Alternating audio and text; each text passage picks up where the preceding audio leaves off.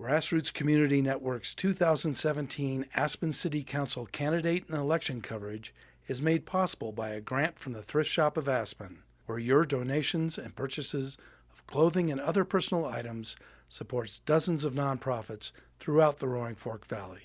Underwriting for Grassroots ProbeLine series of in-depth candidate discussions is provided by A&B Bank Aspen, a bank like no other, with the strength, talent, commitment, and security to fulfill their business and personal customers' financial needs. A special thanks to Aspen Journalism for partnering with Grassroots on ProbeLine, because well-informed citizens make better decisions. Discover more local, in-depth investigative journalism at aspenjournalism.org. It is simple to join these local institutions in supporting Grassroots programming. Click the Donate button on your next visit to GrassRootsTV.org.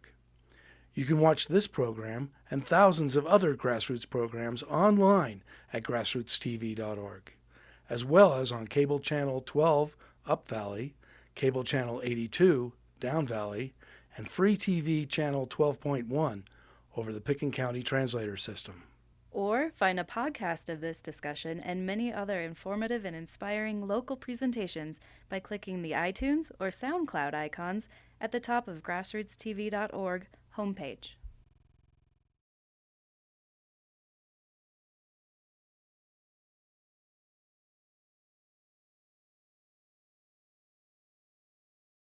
So Lee Mulcahey, you're running for mayor of Aspen. Yes, sir. Why? Well, did you ever meet my dad? Never had the chance, but I've read much about him that you've written. You've written quite a bit about him. He came from a farm in Texas without running water or electricity, and I thought every dad was like that. But the kind of things that he did, and this is just one. He bought a school bus. Well, he bought several, but real old ones, and he fixed them up, and he took us as scouts to the Pecos Wilderness, skiing trips, and from Texas, which is I just came in from Texas with a whole farm load of a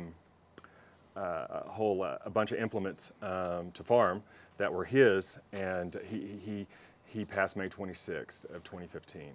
Oh, I'm sorry. And but he taught me that a leader's a servant, and he was to have this Horatio Alger American life story, from rags to he was in Los Alamos as a research out of the University of Texas. He designed and tested the Apollo spacesuit, the nose cone, the backpack that the astronauts wore, and he was indeed, the greatest influence on my life. Mm-hmm. And Brent, if I can be 1/10 of the man, 1/10 of the servant that he was. Growing up, you think every dad is like the kind of dad that buys a school bus and takes the whole troop to Colorado on a backpacking trip. That's normal, but as I learned and as he mentored me, and not just in hard work and everything, but just like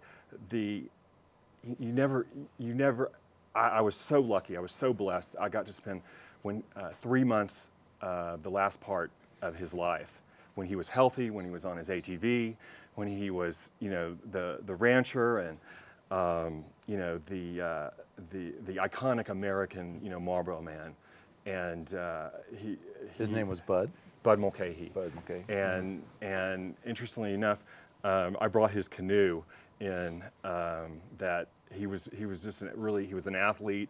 He was an outdoorsman. So you're still in the process of managing his estate, if you will, of the things he left behind. We sold the ranch, and my mom, it was too much, and my brother-in-law and my sister, they're artists, and she's a curator. But my dad taught me how to run the tractor and all that. And so I just got back. My mom's only on 6 acres now, and which is still, you know, for 81 years old. So I was mowing and just it's, you know, have you been to Texas much? I've driven across it a couple times and flown into Houston and Dallas, but not really. No. Well, clearing brush is much easier in March, you know, than in May. But in May, this is I want to get this out before I mention anything else. Mom's in for a talk at my house on like a potluck dinner, and I'm hoping Debbie, she's at Aspen Community Church, will bring some Kenyan stuff, and you know the community church is involved in Meru, in Kenya, and my dad got all of us involved, you know, and I mean like the communities of the Roaring Fork Valley, and as well as Dallas-Fort Worth and others in Texas, in this really small village, and I say small, it's twice the size of Aspen. In Kenya, and doing clean water, and now all kinds of things. But you know, they have this incredible. You know, most families are 8, 9, 10 kids, so the land, you know, keeps shrinking, and the unemployment and the hopelessness that you know that brings. We have friends that go with us that do AA, a doctor's team. And nurses that go from the Dallas area, and that's what my mom's going to talk about. And I asked her to come in and talk, but you know, just for, but she has a, you know, she likes to use pictures, and well, I mean, I brought all these visual aids, but yeah. So it's about service for you, is what you're really saying. You want to serve the public, and as a way of honoring your dad and your legacy. Is that? Yeah, and I love this community. I'm devoted to this community, and you know, I like Steve, and. You know, I see him socially out and everything, and the mayor, you mean? Yeah, the mayor, and but I don't agree with much. I mean, we're obviously on opposite sides of the political fence, and the great thing about Steve is that even though we disagree, we agree to shake hands, and I think that is a beautiful thing about community, and I don't think that we should ever lose that. So that you have been calling him corrupt. Yes. And so that's a pretty, yes, sir. That's a real serious charge that I'm not sure if you called me corrupt, I'd still shake your hand. That's a big charge. How do you think he's corrupt? What do you mean by that? He's head of the city machine, the corrupt city hall that, and I'm not the first one to do this, you know. Can you define corrupt though? Well, Brent. Are you using it loosely, or I mean? Now let's go full disclosure here. Okay. Okay. You were, and correct me if I'm wrong. You were the public affairs director at the ski company for 5 years in the '90s. I held a number of titles, including public affairs director. But basically, all my job was under public affairs capacity. Yes. And that what does that entail? It's a combination of public affairs and government relations and community relations. So, I mean, the criticism of the mainstream media is that they carry the water of the elites in Washington. So, is it fair to say that you, in the past, have carried the water of, you know, the elites in, let's say, for example, Aspen? Well, I left the Aspen Daily News and went to work for the Aspen Skiing Company and served as a spokesman for them and worked diligently to further their goals for 5 years, and then I returned to the media. Which is kind of a revolving door, right? Yeah. And how was Ski-Co? Was that a good thing? I thought it was a good experience. I thought it was a good company to work for, full of good people, and you know, they're not a perfect company by any means, but I had a good experience there and left on good terms. Fantastic. How was your relations with the government? When I was with Ski Company? Yeah, that you said that public affairs involved dealing with what I would say the machine, the city of Aspen. Right. You know. A lot of what I did was gain local approvals for projects that the company wanted to do. Right. And so I would go and explain the company's position, what it wanted to do, and then seek government approval for the projects they wanted to do. Now, you wrote an article about the residents at the Little Nell. I did, when I was at the Daily News, after working at the Aspen Skiing Company. Ski Co didn't like that. I don't know if ski company didn't like it. The person running the marketing campaign for residences at Little Nell did pull the ad campaign from the paper, but they didn't ask for a correction or clarification. So I stand by the article. Well, absolutely. It was an amazing article. It's fantastic. Thank you. But it has been reported, and I want to say Aspen Scully, that article was one of the reasons that the ski company censored that newspaper from company property, and I would add, including public lands. Well, I don't know about that. I don't know. I know there was, at some point, the company didn't want to see the Aspen Daily News on certain properties. I don't know if that's still in existence, though, or if that stands. So would it be fair to say that you poke the powers that be with some of your articles? Yes, I think that's fair. Especially in water. I mean, a journalist's job is to hold people accountable. The fourth estate, right, Yeah, right. yeah. So what's your point here, though, Lee? my criticism of the mainstream media, and this Right. is not just mine, but like say Right. Glenn Greenwald, Pulitzer Prize winner, is that sometimes they're spokespersons for the people that they used to work for, in the capacity of the fourth estate. There is people in the media do go from the light side to the dark side occasionally, yes, and back.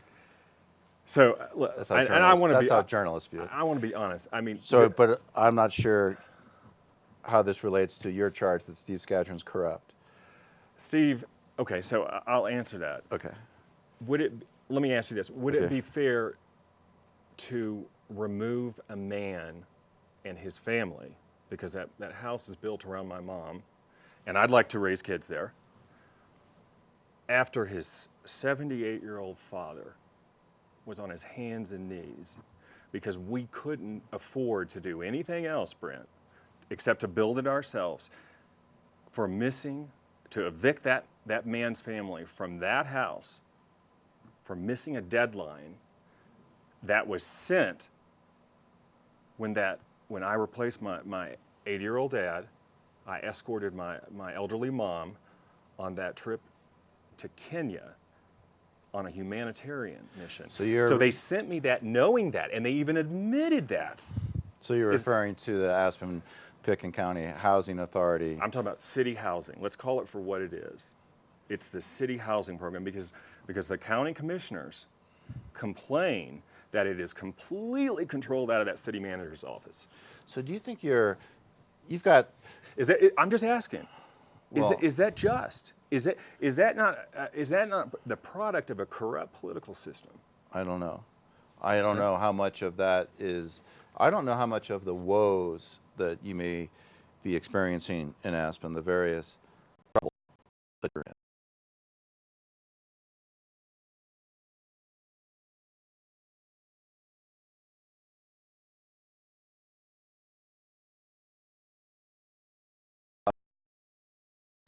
At Highlands? Did you own one at Highlands once upon a time? Yes, I did. And you were a successful ski instructor with the Aspen Skiing Company, and I loved that job, Brent. That was the most amazing job. So there you are. You have a deed-restricted unit at Highlands, and you're a successful ski instructor at the Aspen Skiing Company, which those are two wonderful things. And since then, there seems to be this cascade of trouble that I think appears to me to be self-inflicted. Okay, fair enough. So can we that's explore fair. that? So how has it gone from this idyllic situation to this sort of world of trouble where you're banned from the Institute and the Art Museum and the ski company properties and may lose your house? I don't understand it. So let's bring it all. In America, when you sue a billionaire, be prepared to be the defendant on allegedly completely unrelated cases. So let's go through what you just said. Okay.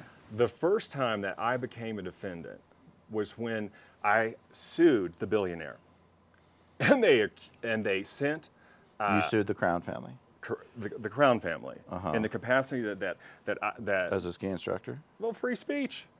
Because they banned you from the company for... On the same day that I passed out that flyer.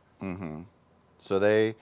Now they don't like to say that. They have been fighting that for 5 years. They say it wasn't about free speech. They say they didn't ban me on the day that I passed out the flyer. They ran away from that. And did you know that the judge buried all the depositions of them on video? Now that's a joke. Come on, that is funny. So why did you sue them?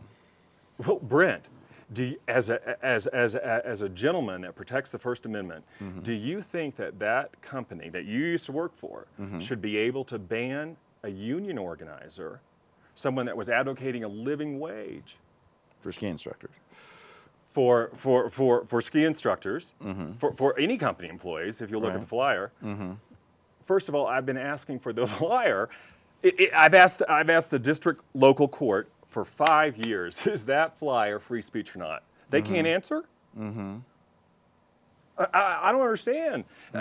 That's what the court is supposed to do, a declaratory judgment. Is the flyer free speech or not? Now, how could that not be? How could they sit on that for 5 years? I don't know. So why did you sue them? Now, this is really hard to get through the SkiCo's public relations campaign. Okay. But they banned me on the same day that I passed out a flyer. Back to my question. Do you think that that ski company, who you used to work for, should be able to ban me for passing out a flyer on property? I don't know if that's a fair question. In other words, How so? I don't know. In other words, did they ban you because you pass out a flyer? On the same day. The ban came the same day. Or, I mean, And the next day they followed it up with all the. why did they say they banned you? Well, they said I was a bad employee.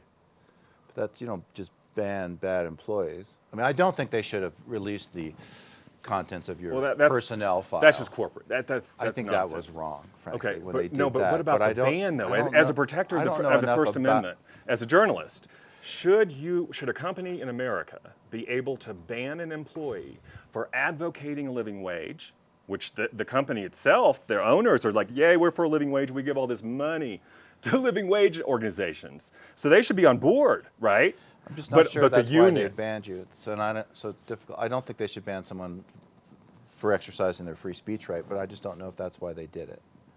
Or if they felt threatened in some fashion. Was there a threat made against them? Because the other bans, like the ban at the Institute, is based on a perceived threat. Is that the same as the ski company ban? Now, are you aware that the Aspen Institute ban went to the Colorado Supreme Court? And I honor my daddy, I honor my father on that because he hired Hal Haddon. You know who Hal Haddon is? I think so. I think he's the former defense attorney for some notable people, let's put it that way. Including Hunter S. Thompson. Okay. And that went to the Colorado Supreme Court. And you won or lost? I won. You won. So is the ban lifted at the Institute? Ban is gone. And so that was because of a perceived threat on Facebook? Is that how that started? Look, I like Walter Isaacson. I shake his hand. You know, we both like Jimmy Carter. My dad was inspired by Jimmy Carter. But the Institute is a mouthpiece for endless war and crony capitalism. But that's not why they. But that's okay. But it went to the point being, Brent, is when you have local politics, small town politics. That happens. You get. They brought in 8 lawyers. I got beat. And I apologize to the Crowns, for my mistakes. Gosh, I know. Lord knows I made a lot of mistakes, but I'm a funny guy. And when what happened was SkiCo was able to bury some. They asked for the dismissal of the free speech charge, and they lost. They lost, so it's still pending. There's still a lot. So I put that up on the Aspen Institute Facebook page, right? Right. And they took it down. So then I put it up again, because it's big. It should be big news, you know what I mean? The fact that that the ski company is, and I know they don't care about me. I'm just some peon or whatever. But what does it do? It allows them to keep their employees in line, to pay really low wages. I have a good friend. He's an honorable man. He works really hard. He hasn't seen a wage increase in 7 years. Well, you've talked about that. 7 years. You've talked about that on your campaign platform, that somehow you would raise the minimum wage. Absolutely. How would you do that as mayor of Aspen? Well, then I would make a resolution. But the city doesn't control wages. You can't impose the company. Did you know the city can control washers and dryers? The city, and that's a criticism from the right, from Elizabeth and from Paul. who used to work for the city. What do you mean? Well, but let's get back to the minimum wage. But no, hold on. Let me finish that thought. The city's default mechanism is to legislation. And Jim True, I bet you anything he'll say the same line you do. Which? But there are many cities in America. What line am I saying, Lee? That we can't pass a minimum wage increase to $15 an hour on big corporations. But the city has that power, you're saying? Absolutely. All kinds of cities do it. Really? I mean, look around you. They say if you have a business license in the city, say you have to pay a minimum wage? Look, they legislate chains here. Are you honestly telling me, Brent, come on, be honest here, we can't pass a minimum wage increase in one of the most liberal cities in America? I don't know. I don't know if the city has that. I honestly don't know if the city has that power. I'd have to look into it. I mean, like, if you're a gambling man, you're going to bet against me. The only way that I would be elected mayor is if it was a perfect storm. What you know what I'm saying? Because everybody thinks, even my good friends, that Steve will cruise to re-election. But you've got these balls in the fire, like you bringing attention to the fact that they want to build a 170-foot dam and 102 big 15-story dams right up here at the world-renowned Maroon Bells. And Steve's got to defend that. I think he does, yes. And there's no defense. Let's go back to where I started with corruption and corrupt. Now, okay, so we don't even agree on the fact that you think that it's okay to evict a man's family, a hard-working man's family. Words in my mouth. I don't think it's okay. I just wonder. When I missed a deadline because I was in Kenya and the judge didn't give me a hearing? But isn't the issue that you're not a qualified employee? Is that the issue? Brent, look, I took my art records in there. Mm-hmm. And do you know the deputy, after making an appointment? So you said I come back from Kenya. Right. We've been working all along. I mean, really, you should read the briefs. And I apologize, I haven't. You should read the briefs. Right. And you will see the unethical, the double dealing on the city. And some of it wasn't even corrupt. I don't honestly think that they knew the qualifications director was really trying to qualify me. She accidentally or, whatever, sent an email because the deputy director met me at the door and was like, we're not going to look at your records after I had an appointment. We've decided to sue you using your money. Now, how do I keep up with the city? Being from, the reason I'm in Texas working on the 6 acres is my mom can't afford anybody. Right. Our legal bill last month, guess how much? Court of Appeals. Well, between just the city, just to try to keep up with the city. Just on the housing authority, not the lawsuit against Mike Kaplan, which is still ongoing, right? Is that still ongoing? That's different. Okay. Brother, you got to get your facts. Well, I'm trying. I'm asking. SCICO, there's only 2 things going on. Okay. Free speech, SCICO. Isn't that still going on? Yes, sir. That lawsuit's still going on? Yes, sir, it is. Okay. That is the one I've asked them for 5 years. To rule on whether the flyer was free speech. Yeah, just tell us. Because then we can move forward one way or another. Mm-hmm. But every attorney I've ever showed it to was like, absolutely. So do you think you're a victim? Or do you think you've been looking for trouble? Brother, you got to answer the fundamental question. Okay. Do we have free speech here in Aspen? Do we have the ability to pass out a flyer on public lands and not get banned? Or is it private land? That's the issue in question. Well, the flyer was passed out on both, private and public. Okay. But I'm just asking you. Let's throw out the private. Let's ignore that, which I probably wouldn't agree with you on that anyway. Just public land. Should an employee be able, not in uniform as they claimed, that was a big old smokescreen. Mm-hmm. Should an employee be able to advocate for higher wages on public lands? I think that's protected speech, yes. Absolutely. Yeah. We agree on that. Right. So why would the judge remove the jury? I don't know, Lee. I don't know. I mean, that's fascinating because you know what, Right. Brent, I guarantee you, I can get up I love this community. I'm devoted to this community. I can convince 7 of my peers that is a right that we should protect. I mean, I don't like the banning of this at all. I mean, the only The Well, institute. Aspen loves bands. No, but I mean, let's who go. else?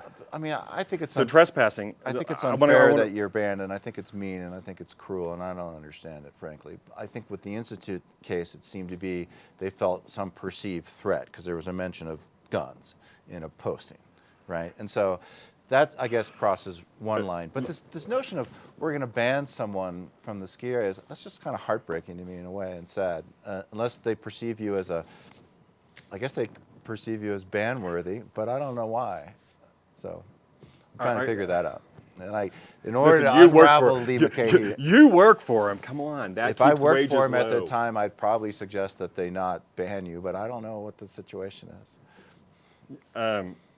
So anyway, I mean, you've got this world of trouble going on. You think there's a clear path through it? And more importantly, I guess more germane, should people vote for you for mayor, or will it just bring a world of Trump-like troubles to City Hall? Are you a rolling basket of trouble, or will you be a good public servant?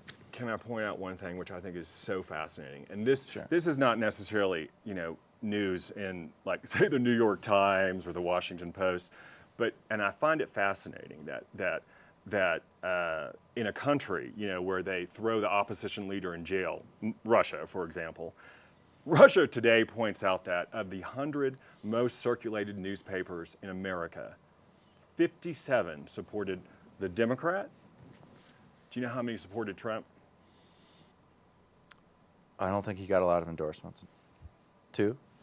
Who are No, they? Wall Street Journal? that to me is really funny, I mean, 57 and 2, and the people in a perfect storm said, you know what? We don't want the corrupt person. The city hall, the parking scandals, all this nonsense. And I can testify to the corrupt city hall personally. I mean, look, I like Jim True. I shake his hand and whatever. But in my church, they call him Jim False. Now, to me, I'm a Texan. Honor is honor. And if you can't, operate in public, I mean, think about how many executive sessions, secret sessions that the city has. I know He they was have a lot of he was executive bragging, like we only had 10 so far. Right. Where the county they got 30. Well, honestly, when you tell people from other states, oh yeah, they had a secret session, executive session on my house, and I brought in 20 people from the community who spoke out and said, that this is nonsense, and when Aspen starts throwing out artists, wait a minute, you're going to get people in City Hall, and they kicked us all out. Did you know this? And held an executive session. Right. And all I ask is I asked the mayor, I'm like, just let me get, my legal brief in front of him. Do you think you're going to lose your house?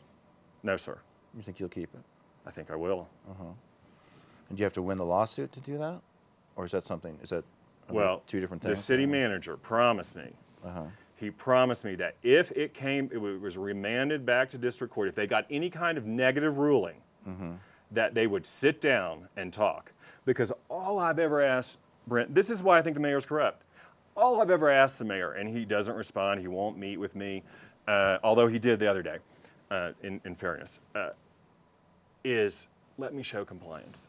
And was compliance about, did the compliance question stem on whether or not you were working enough hours, whether you were a qualified employee? Was that the essence of it? The employment, in other words, and this is not, it's difficult to get through the city PR, people like you, but that the city, when we signed those deed restrictions, we all became out of compliance within a year. Now, one of the gals was an attorney, and she said, we have a huge problem with this. And the city's like, well, tough, but they weren't going to change it. They were like, they wanted us to build the houses real fast. Pardon me. And they promised not to do anything, right? Now, I was the second to last one to get through, but I had to I have a 5-foot yard, but I had to move plants over 12 inches.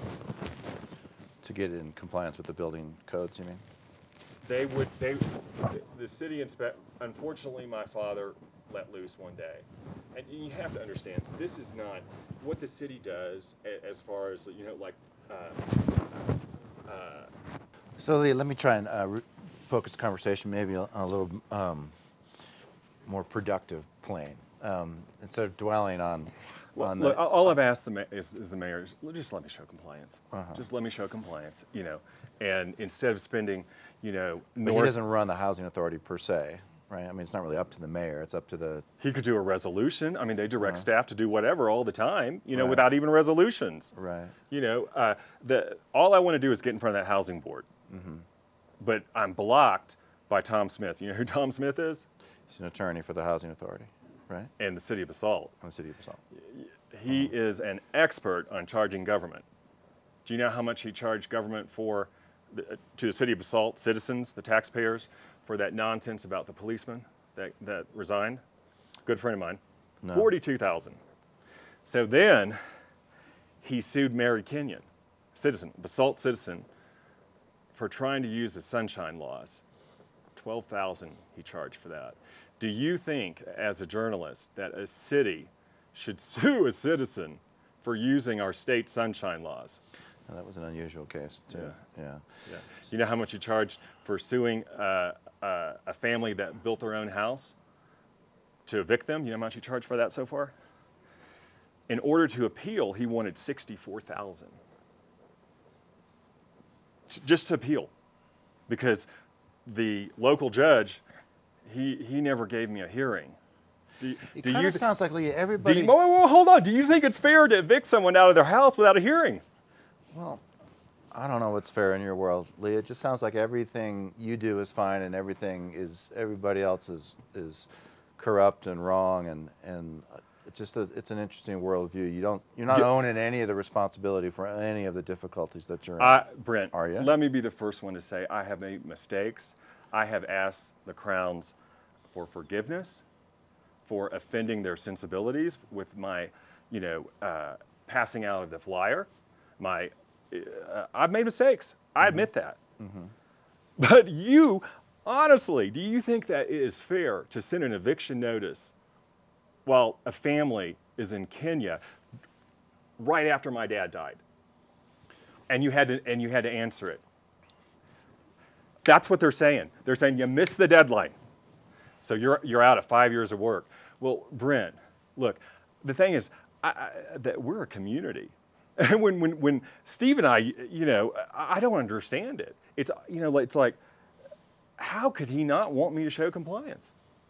How could he want to sit at the helm of a vast machine that's evicting artists? Do you think you can make things right with your house and the ski company and the community? You think you can get square and resolve it all?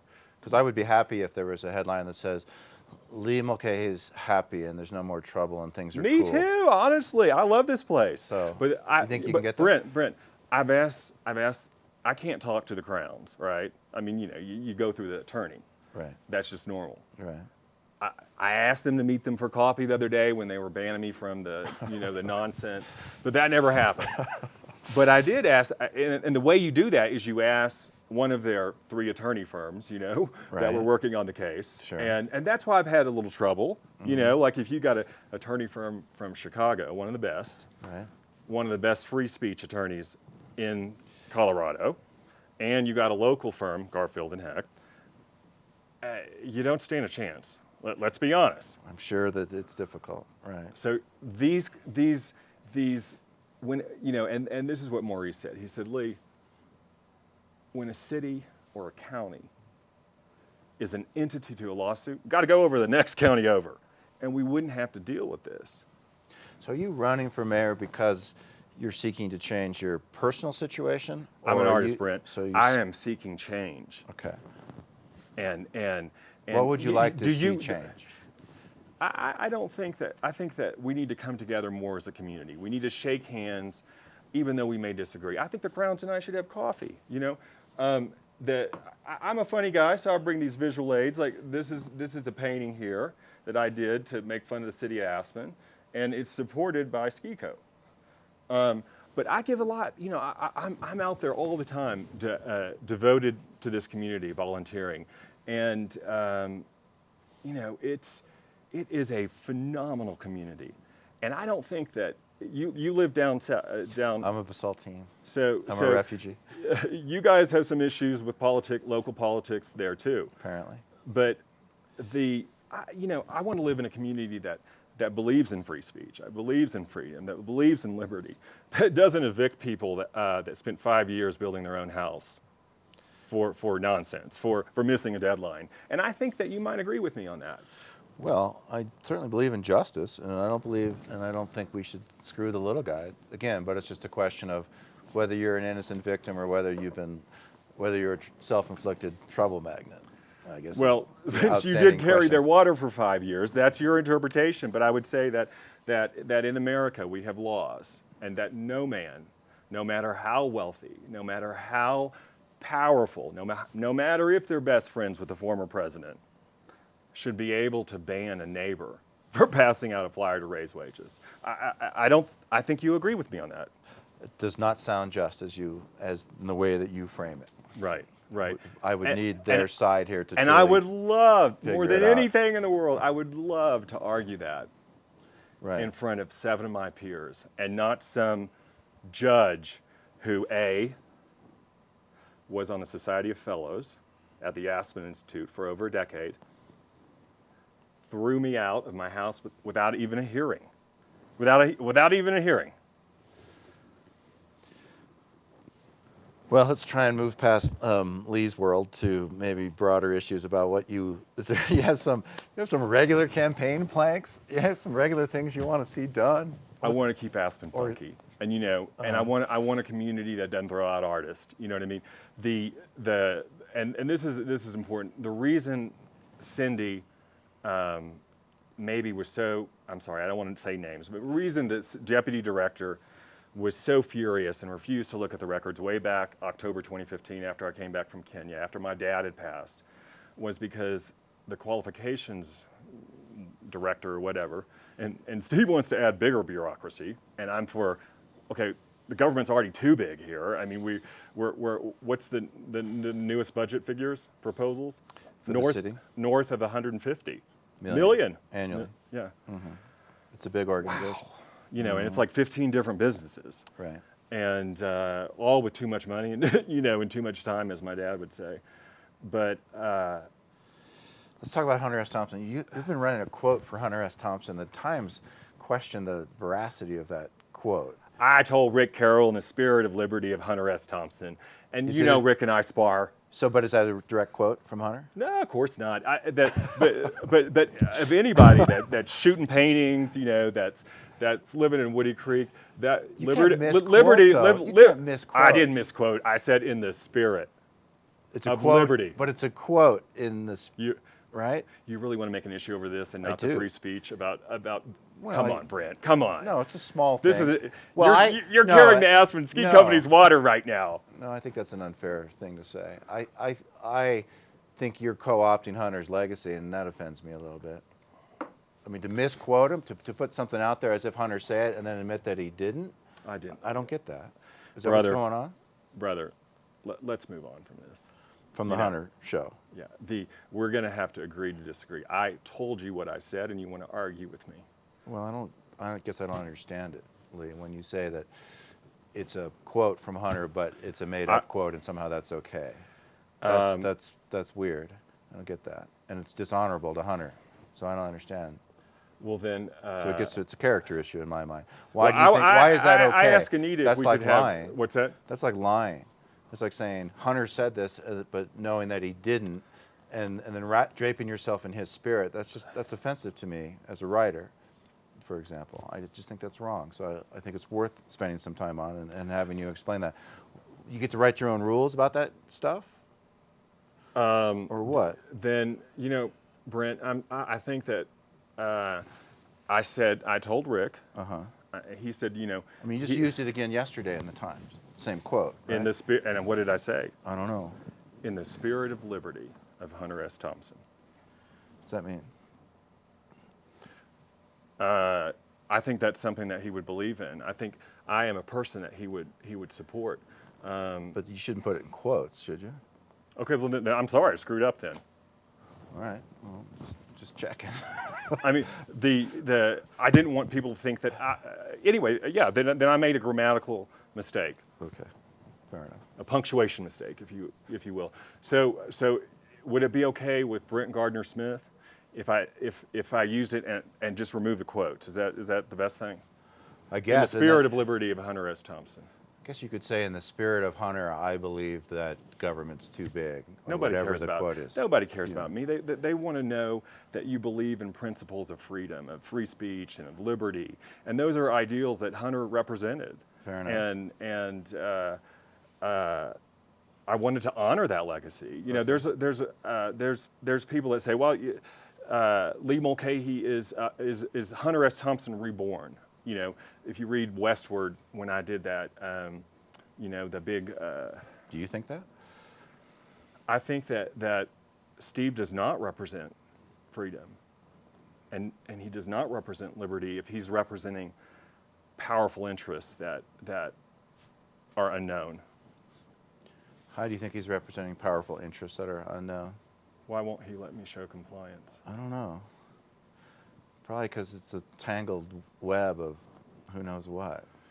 There's nothing simple and clean about Lee Mulcahey's world. So no, but know. there's an email that says that look, they don't count all the hours that I spent building my house. That doesn't count. Mm-hmm. They don't count all of the toilet cleaning that I do because it's on the wrong side of a line in Eagle County versus Pickens County. Mm. They didn't count any fundraising I did for Africa Water Wells. I did the same 4 jobs since I got fired from SCICO, right? I also substitute teach at the high school. I had the same 4 jobs. Why, Brent? Why did they wait until the house was nearly done to sue to evict me? I don't know. Me neither. But I can guess. I can take a stab. Do you think it's personal? I think that non-transparent government is not a good thing. And I think that every Monday, when the mayor is not in Dubai or Paris, globetrotting, they meet. And you know who meets at 2 o'clock? I think he said this on your show too. The city attorneys, the community development guy. They have a staff meeting. And just Steve. Yeah. Mm-hmm. And they figure out where they want to go. Right. Do you really want to be mayor? I mean, I don't know how serious to take your candidacy. Yeah. Well, there's some things we disagree on, so I think that might be one of them. I'm sorry you feel that way, but no, I'm not. It's a question. I mean, I ask all candidates this: are you sincerely want the gig? I will be mayor for $1, and I think Burt Myron is way more qualified to be mayor than I am.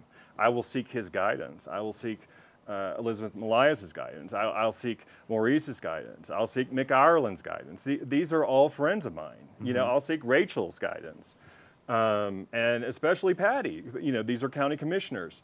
But what I believe, I know. I believe in freedom. I believe in liberty. I believe in loving your neighbor. And you know, you call me a joke. I know people say I'm a joke. Didn't call you a joke, Lee. But no, I'm just being funny. But the thing is we got to have a community that believes in free speech. That's not run by war profiteers in Chicago. That's nobody wants to live in that. You know, where they ban newspapers, where they fire a singer for singing a song.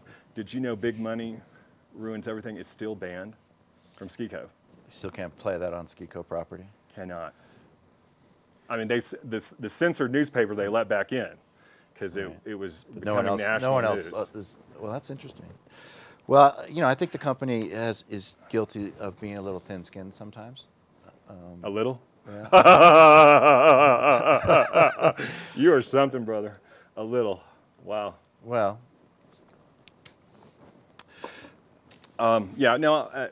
Local democracy is best done in public, and the first thing that I would change is stop the executive sessions.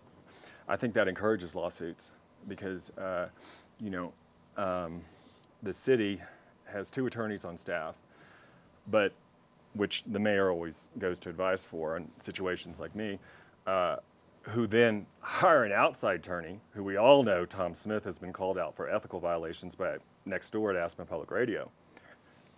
So the mayor hides behind Jim True. Jim True hides behind the private attorney paid for by our tax dollars.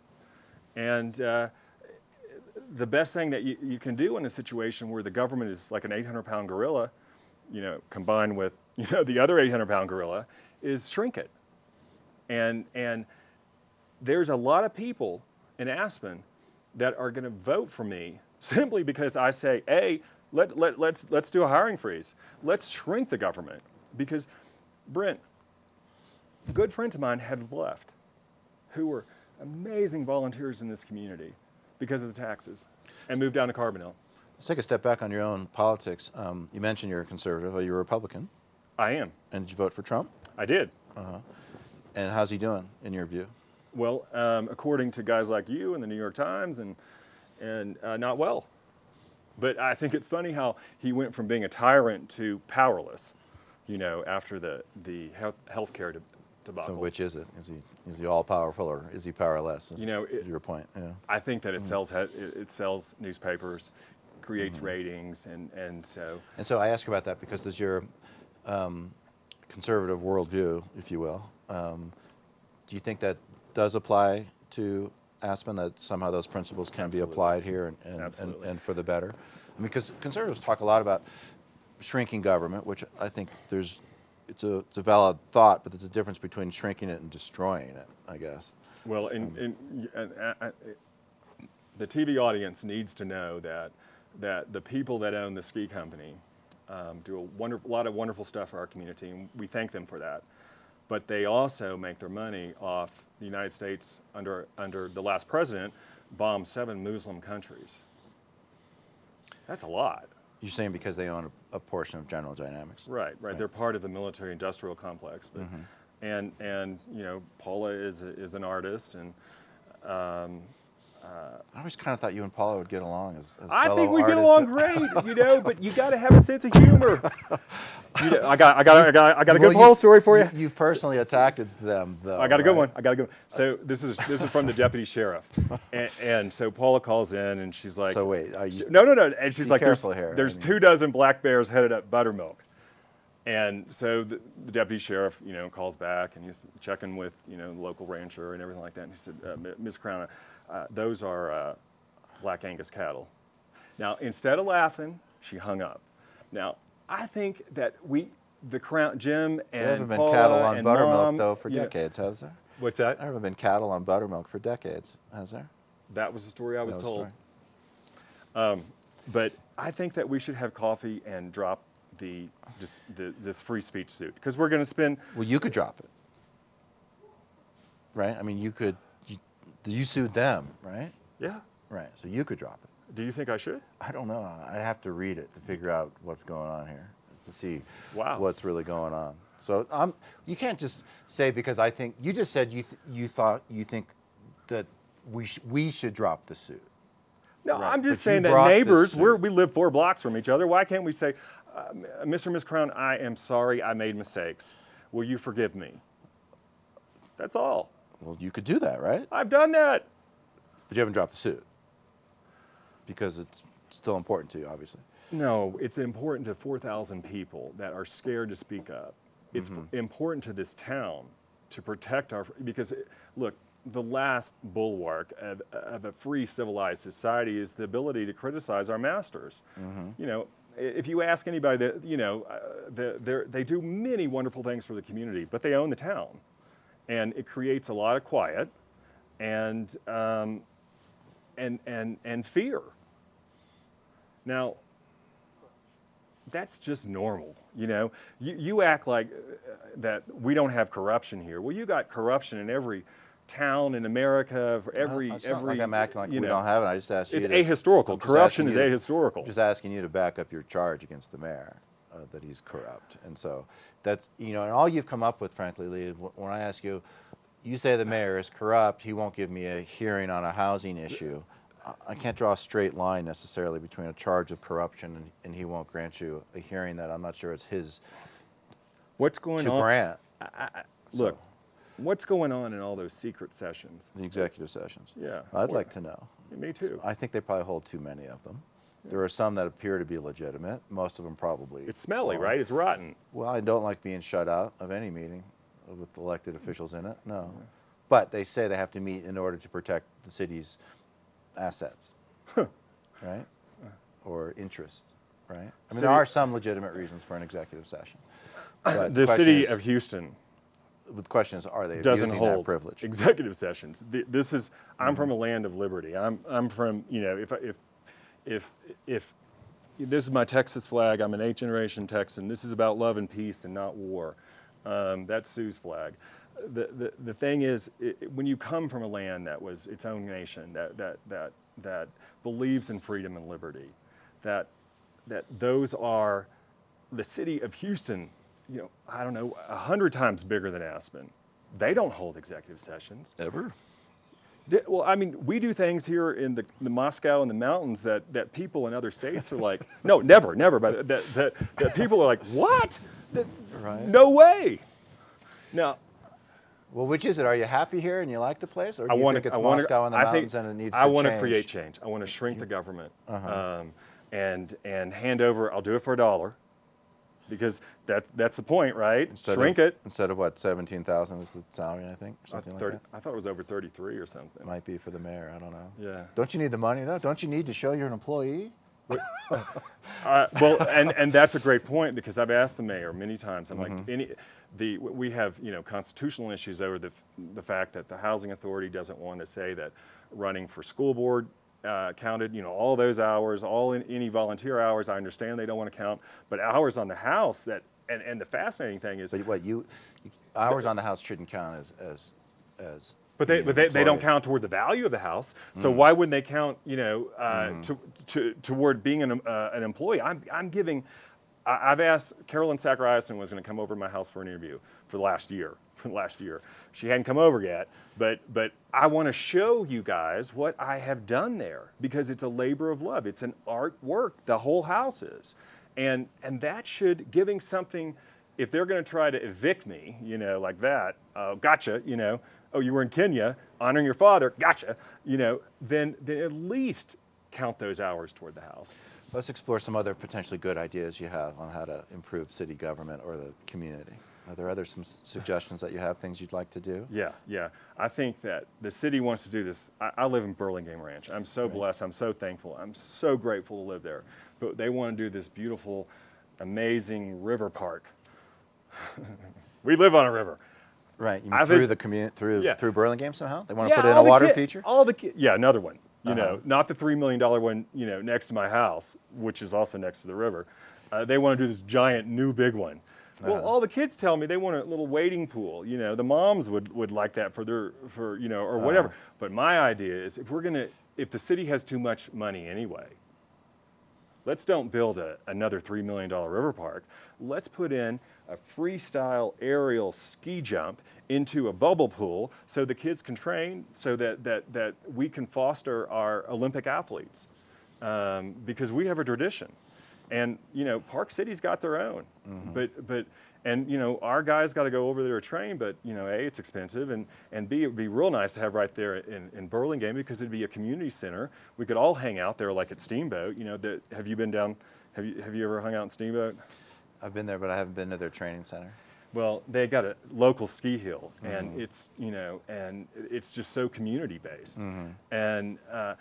But again, dropping the barriers, dropping the fences, coming together as a community. These are fantastic things. So we've got about 5 minutes left, Lee, and so I had to give you time to make a pitch as to why people should vote for you for mayor unfiltered. Don't let me get in the way of it. I mean, why should someone vote for you for mayor of Aspen? Well, I don't think it's about. I think it's I think a leader is a servant, and that Aspen is wonderful, but we got some bullies, and we got some mean girls, and I think that this quote from a hero of mine, Glenn Greenwald, speaks to I want to keep Aspen funky. I don't want this corporate MBA urban version that Steve wants. And I want to read this because I think this is really important. Okay. When political and financial elites are shielded from any consequences for their actions, they are no longer subject to the law. Instead, they become the law's masters, using the legal system for their own purposes to safeguard and expand their perquisites. I always get that word wrong. To ensure that their cheating and corruption are not punished, but rather rewarded, and to keep any outsiders from challenging their superior status. The law, which was meant to keep the powerful in check, is now used instead to sustain and perpetuate their power. The greatest thing that I learned from my dad, and he didn't like big government, and he didn't understand the crony capitalism here, but is that you got to be yourself. I have my core values, and you know, would Burt Myron be a better mayor than me? Absolutely. You know, when you get 500 pages of documents every, 300, 400, every week, that guy pours through everything. And he asks questions only to get pounced on by the mayor. I mean, this is a public servant. And that is someone that I would go to for guidance. And I'm the first to admit that I'm not the smartest guy in the world. I didn't know how powerful the crowns were. I had no idea. I just thought that they're my neighbors and we can agree to, to raise wages because they were for that. But in essence, the election is about where our town's going. Because did you know, in 2 days after the election, the trial begins. Your trial? On the free speech. On the free speech. Without the jury. It went to the Court of Appeals. I lost. The Court of Appeals said we're going to decline to look at that. Not saying that not saying that we don't think that you should have a jury, but that we're not going to look at that. And that particular kind of special appeal, again, this whole nonsense, is not appealable to the Supremes. So Colorado. do you feel here at this session you've been able to get out all the things that you've wanted to Thank you communicate? So much. I mean, I don't want to be I don't want to be the issue, and I don't want to be a roadblocker, and I don't want to be bottling you up in any way, shape, or form. No, I think I want you to leave feeling that I went to GrassRoots and I was able to adequately express myself to the potential voters. I would say this, that you can learn a lot about a person from where they come from and from their parents. And my parents were, and my mom is just an amazing woman. And if you come Friday, and I invite all the viewers, I'm at 53 Forge, first house in Burlingame Ranch, to hear about Africa Water Wells, or you can go to the website, which is www.africawaterwells.org. But my parents taught me to love your neighbor, love your God, and they were devoted to others less fortunate. And I'm not, what they did in this little village, I mean, it was inspirational and changed lives. They had to go, like even the public school, they don't have water yet, but all the kids got to bring a bucket of water to class. And so I realized that we're talking first world problems here. Right. Well, we got to wrap it up here. I'm getting a sign. We got to wrap it up. So good luck. I'm sure you'll bring some color and some liveliness to the debate. I appreciate it. Hope it goes all right for you. Thank you. All right.